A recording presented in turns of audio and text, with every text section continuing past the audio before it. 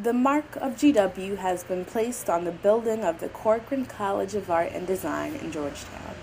It has now been adorned with GW rugs, signs, and posters. A GW presence is hard to miss there.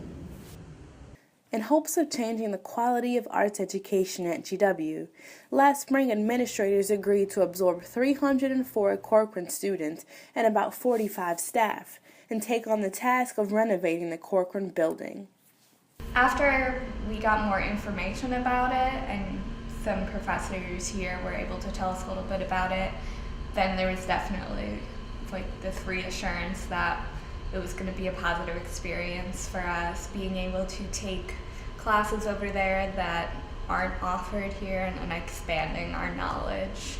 In an email to the university early last year, Columbian College Dean Ben Vinson described the partnership as a rare opportunity for GW to strengthen our reputation as a leader in the arts and design, not only in the nation's capital, but also in our world.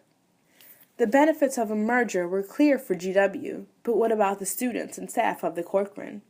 Our world is being ripped away from us. It brings really a new light into the word colonials. We are a colonized institution right now. Caroline Lacey is a second-year Corcoran graduate student who calls the merger simply disappointing. As one of many who felt passionately about saving the Corcoran, Lacey helped organize the group Save the Corcoran.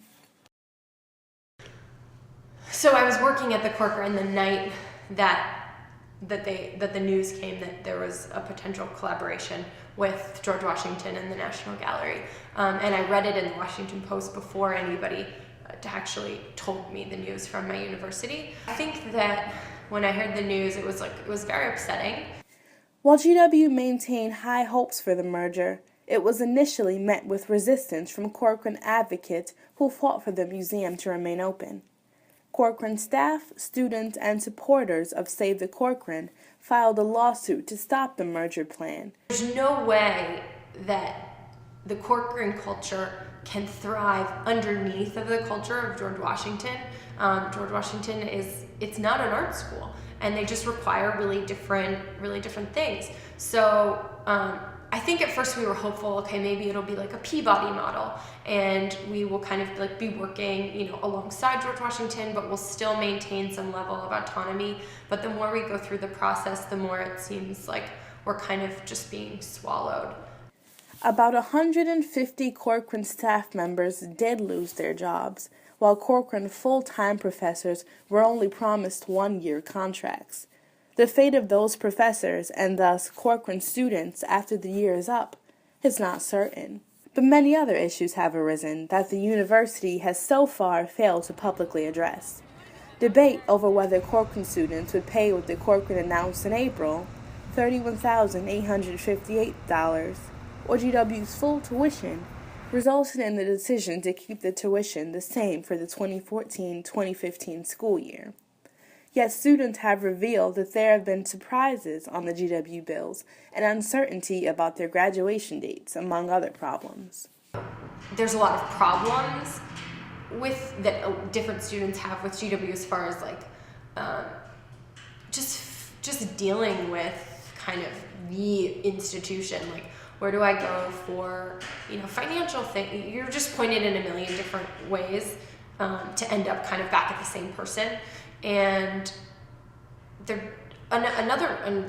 biggest issue, I think, is that when GW took us over, to not put any single Corcoran person in a position of power. That to me says a lot about what they think of the Corcoran and what the Corcoran will be. In an interview with a Washingtonian, GW Assistant Vice President of Media Relations Candace Smith defended the decision to merge the two schools, claiming that there are benefits for Corcoran students as well. They're still in a small school, but it's part of a large university. They have access to all these other programs, and hey, we're like a top university in the country too. Smith also said that the university has made attempts to reach out to and show support to Corcoran students, Yet students still largely feel the GW has been unresponsive to their complaints and uninterested in facilitating a smooth transition for them. It is clear that the merger has created many challenges for the survival of the Corcoran College of Art. The fate of the school and its students appears largely uncertain. I mean, our community's just been shaken to the core. We're not the same as before. It's really sad. It's really sad walking down the hallways. It's really sad talking to people about the future because it just seems kind of dark right now. For The Source, this is Asha Parker.